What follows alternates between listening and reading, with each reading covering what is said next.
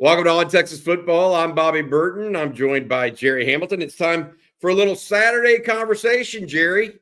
You and I this morning talking a little Texas football, and really it's something that you wanted to talk about. You wrote a great article, I think it was on Friday morning, kind of resetting the defensive line board in the wake of Josiah Sharma's commitment to the Longhorns, and how important that commitment was, but also what it means going forward and what Texas now and Kenny Baker, Pete Kwiatkowski, and Steve Sarkisian, even Johnny Nansen, those guys are doing on that side of the ball.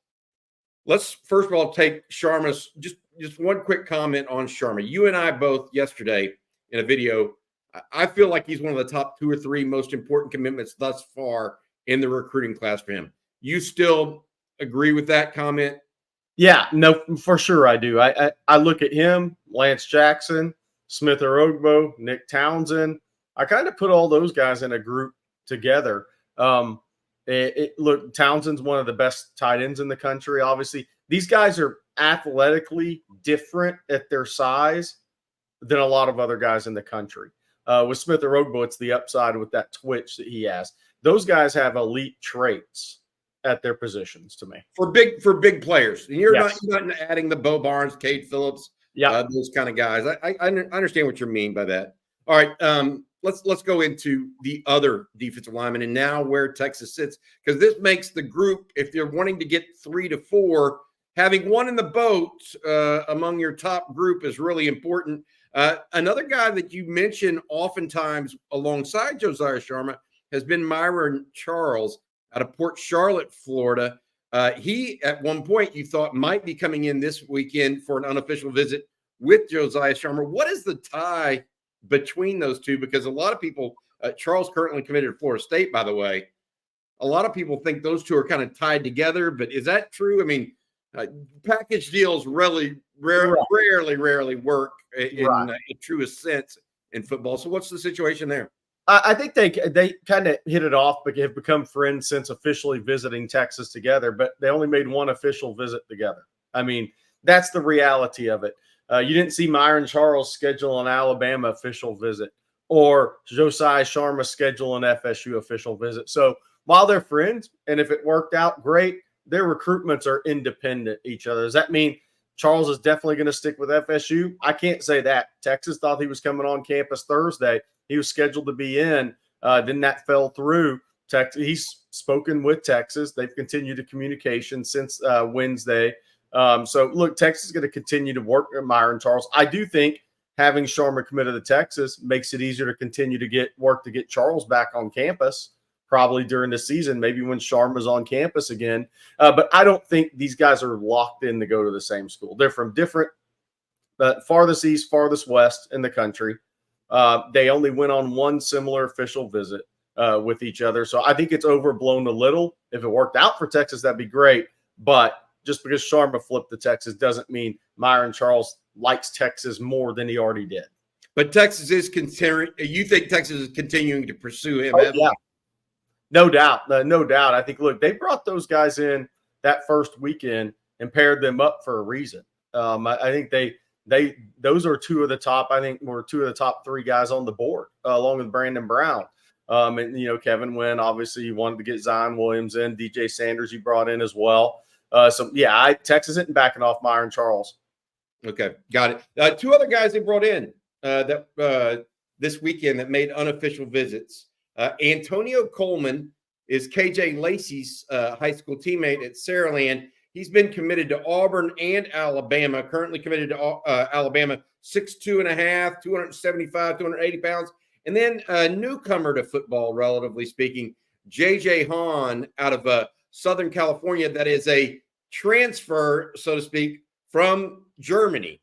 So tell people a little bit about those 2. You had an update on Coleman on Thursday after his visit, and then you had an update late Friday or mid-afternoon on Friday on JJ Han and how his visit went to Texas over the weekend. Yeah, it was both of those guys. It was both those guys' first unofficial visit to Texas. And I'm going to start with Han because Han locked in an official visit date, which we put out on ontexasfootball.com. that is September 27th, 29th weekend. So that is when JJ Han is going to scheduled to officially visit Texas. Now, he visited A&M before Texas. Then he goes to Oregon this weekend. He has an official visit scheduled to Georgia, September 7th through 9th. So that tells you a lot right there, the level of prospect he is, because just look at Georgia's defensive line class they're going to have, and the fact that he is one of those select few guys that they're looking at and still have scheduled for an official visit. It tells a lot. Oregon is expected to get an official visit. Texas A&M fighting for an official visit.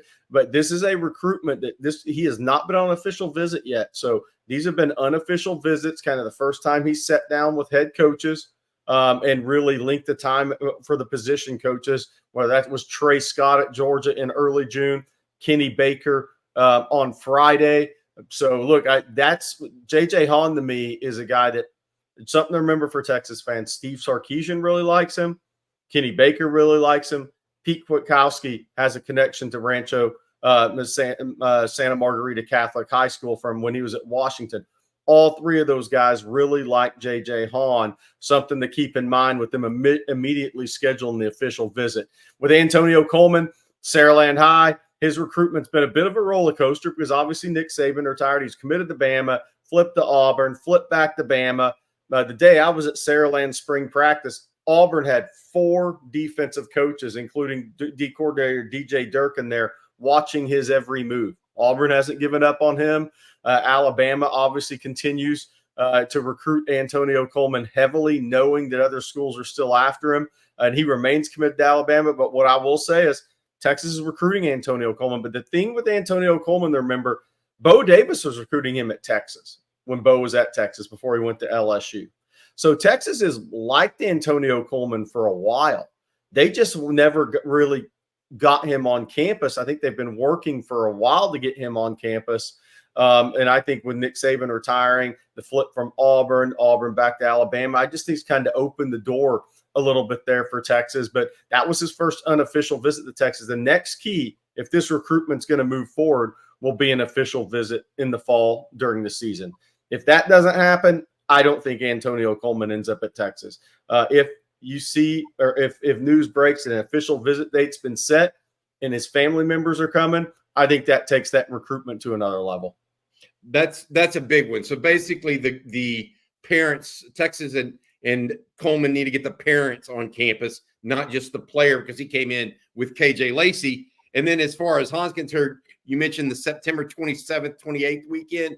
That is when Texas takes on Mississippi State at home. That is the SEC opener for the Longhorns. That's big news. Another little bit of news on the defensive line recruiting. And so we're staying really within that defensive tackle framework right now for this morning's update.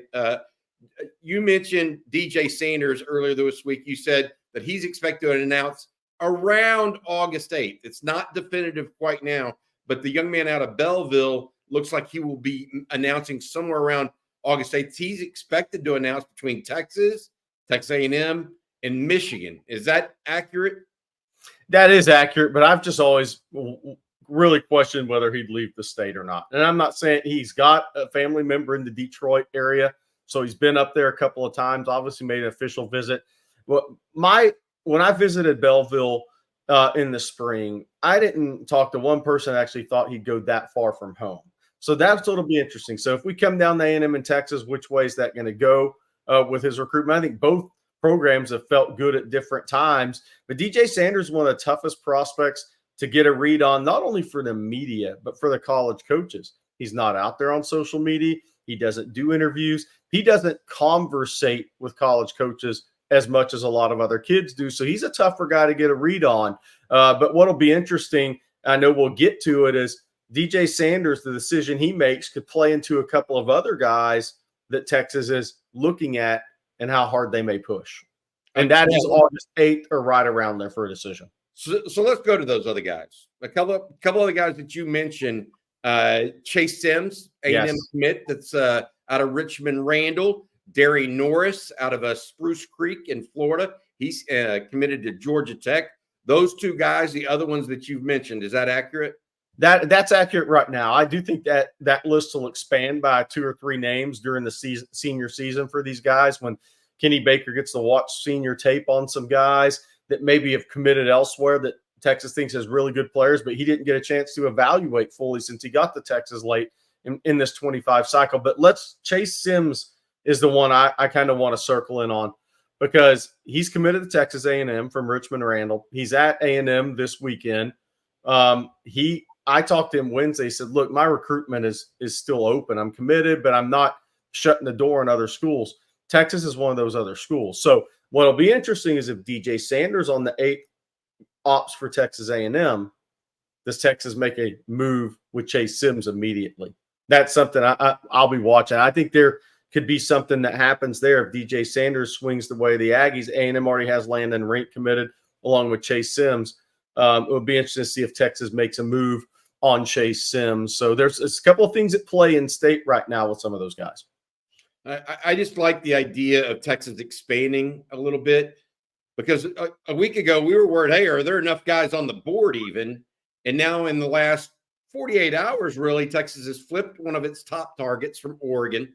They've added in the young man out of Southern California has become a real target, JJ Han.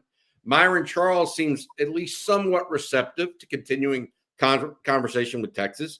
And then Antonio Coleman is not somebody we much thought about, even though he's a teammate of KJ Lacey. All of a sudden, he shows up on campus. And so they've already started broadening that. And it's one of those things where, kind of need to let Steve Sarkisian and his staff do what they do and then find out after the fact where things are going, because it looks like things are starting to move in the right direction. Of course, to yours and I's point earlier, Jerry, it helps. It helps when you get a big commitment like Josiah Sharma, because that takes you off the bagel. Yes. You're no longer at zero, and you're actually moving forward a little bit. Hey, I got a couple other questions we want to deal with on this Saturday morning. I want to say thank you to one of our sponsors, if you don't mind. That is Laura Baker.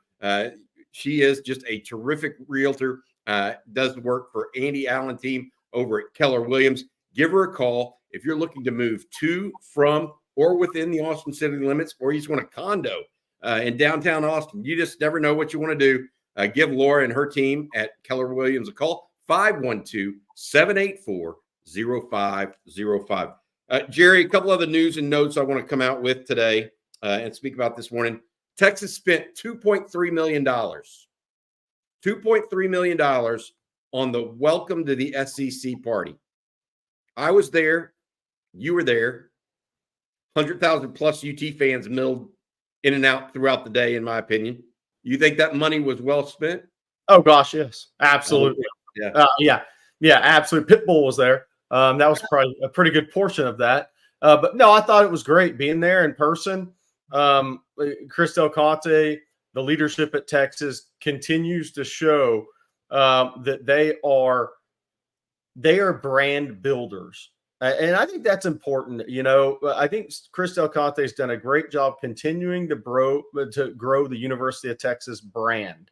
And that was an opportunity for all Texas head coaches to be part of it, not just football. Football got the attention.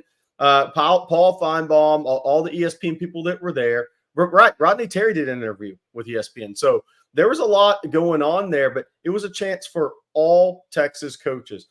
New beach volleyball coach, right? New women's golf coach. A lot of coaches to get in front of Texas fans. So yes, while Steve Sarkisian was number one on the list of the autograph seekers, it was still a chance for face-to-face meetings with some of the new Texas coaches. And it proved that Texas is SEC ready.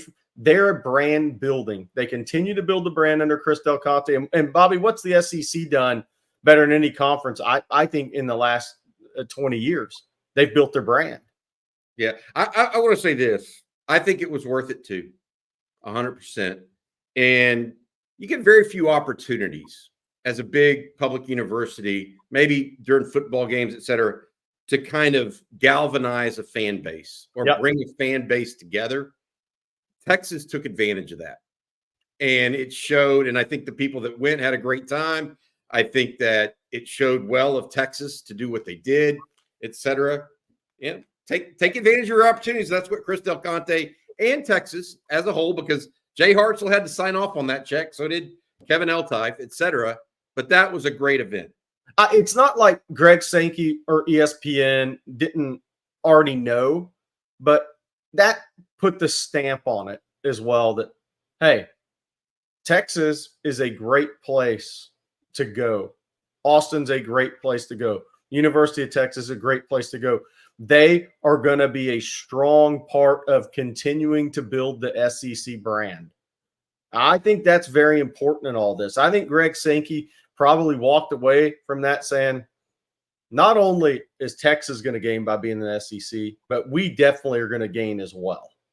Fair enough. I think they already knew it and they thought it, but that was the first time they probably saw it to the level, maybe even more than they were expecting. All right, this next subject we get to, I want to treat with the appropriate amount of respect. Late Friday, Jerry, Steve Sarkisian and his wife LOreal, soon to be ex-wife now, had announced that they were separating. I believe they've also filed for divorce officially. I want to put that out there so that people don't say we didn't acknowledge it or what have you.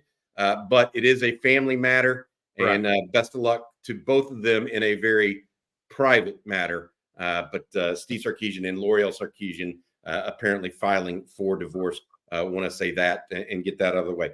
All right, before we go to the last topic, Jerry, the pool party as a whole, successful in your opinion? It sounds like from talking to CJ, I haven't talked to you about this yet, that some of those 2026s that were in town had really good times. Yeah, I think, look, anytime you get John Turntine on campus once again, right? Javian Osborne, Amari Latimer, the running back from Sandy Creek, was there.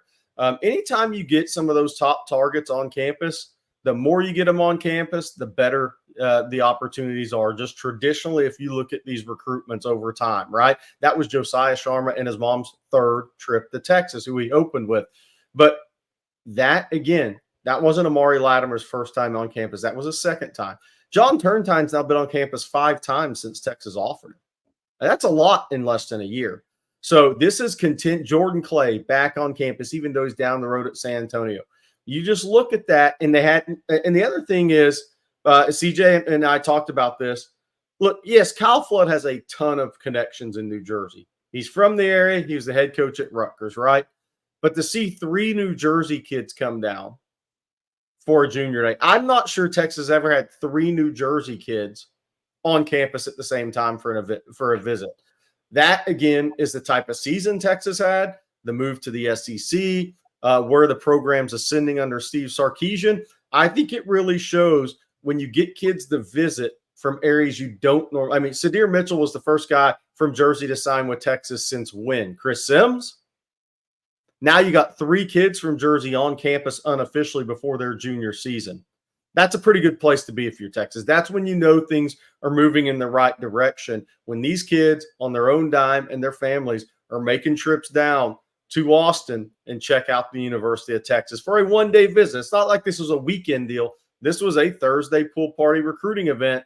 So it's not like they came in Friday and stayed for 2 or 3 days and left on Monday. This was one of the more of a quicker turnaround recruiting event. So I thought it was a really good sign from an out-of-state recruiting perspective, along with getting some of those top in-state targets on campus once again. Got to mention this. Omari Lattimore from Sandy Creek in Georgia. Tashard Choice, the Texas running back coach, actually played running back at Lovejoy High School. Yes. It was about 20 minutes down the road from Sandy Creek. So he's returning to his roots a little bit to recruit Omari Lattimore there. Hey, the last thing I want to mention is the recruiting ranking of the class. Now, Jerry, Texas at 16 commitments on the campaign. It is moving up. Sharma, big commitment. But, Texas is really, and we've talked about this, they're just staying with their ethos or whatever you want to call it, and only taking high caliber guys. Yeah. They're not backing off. And you've got decisions coming up pretty soon here from Khalid Lockett. You got DJ Sanders. We think Michael Terry is going to make a decision before the year. Jonah Williams, he and Michael Terry were both on campus. Williams has a date of August 14th. Then you have Michael Fasusi, Nick Brooks. These are all high-end guys. Aiden Anding, we don't know when he's going to announce as well, or Nate Tillman. But my question to you is, where's this class headed right now? I think look into your crystal ball and tell us. I think as long as Texas has a good season on the field and something bad doesn't happen on the field to kind of stop the momentum, I think Texas is going to assign a 4th straight. And I'm not backing off at top 5 level class once again. Now, is that 3, 4, 5, 6, 7? I don't know. So many kids still have to commit, see what happens, coaching changes. There's so many things that play into that. But I think from a talent perspective, I think Texas is going to sign a 4th straight top 5 level class. The one thing I've been harping on is, are they going to fill all their needs though? Because that could be an unbalanced top 5 type of class. Now with Josiah Sharma in the boat, now you still got to get him signed, right? And some positive things moving on the defensive front. I think they have a chance to have one of those top 5 classes for a 4th straight year and fill their needs. I think that's the big thing. But like you said, Bobby, there's some big commitments coming up. Texas moved into the top 15, probably 12 or 13 with the Sharma flip. But you think about Khalik Lockett and Jamie French. If those 2 guys went Texas way, those 2 guys alone, that pushes Texas up to about 8, 7, 8 in that range. So you're knocking on the door, and that's before Nick Brooks, who will decide in late September. I think Texas continues to trend there. What happens with Michael Fasusi, as you said, a Madden Faramo, who's a highly ranked guy. So there's a number of guys still on this board that could push Texas up. But here's the thing I'll tell Texas fans. We've been having this conversation on Coffee and Football every morning since all the D tackles committed elsewhere. Texas hasn't had a top 5, 6, 7 class at any point in time under Sark in late July. Even the year Arch Manning committed, Anthony Hill was a flip later. Jelani McDonald wasn't offered at that point, and he ended up being a top 150 player in the country. And there was a couple others in that class. Obviously, you could go back to 22, and the Mario Cristobal leaving to go to Miami pushed that class way up. But then you look at last year's class, Brandon Baker, Ryan Wingo, Kobe Black weren't committed to Texas. Xavier Filsaime and Wardell Mack were headed to Florida. Ty Smith was headed to A&M, and Aaron Butler didn't have an offer. So Texas hasn't had that level class entering August at any point in time in Sark's tenure. I think this class may actually be ranked the highest by the time the ball's kicked of any class Texas has had. That's interesting. All right. That's going to do it for this morning's Saturday conversation. Hope you guys enjoyed it. I enjoyed it as always. Listen to Gerry Hamilton break it down for us in recruiting. Check us out on Texas Football. Jerry, you had something? Yeah, I think we should just mention at the end, because we want to continue to mention, Sark doesn't back off his A-list guys. Texas won't. They'll still reach out to Brandon Brown and Kevin Wynn and Zion Williams occasionally. So if there's any reports of that, we're telling you right now, just know Sark doesn't back off these guys. They will continue to stay in contact. These kids answer the phone, and there's other guys outside of defensive line the same way. Sark's not backing off these guys. It's a fight until the end.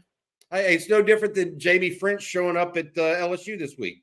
You think Miami's putting some pressure on Jamie French this weekend? Yeah, exactly. That's what I'm saying. So that's big boy recruiting. All right, Jerry, thanks a bunch, man. For Gerry Hamilton, I'm Bobby Burton. That's been the Saturday Conversation. Hook 'em.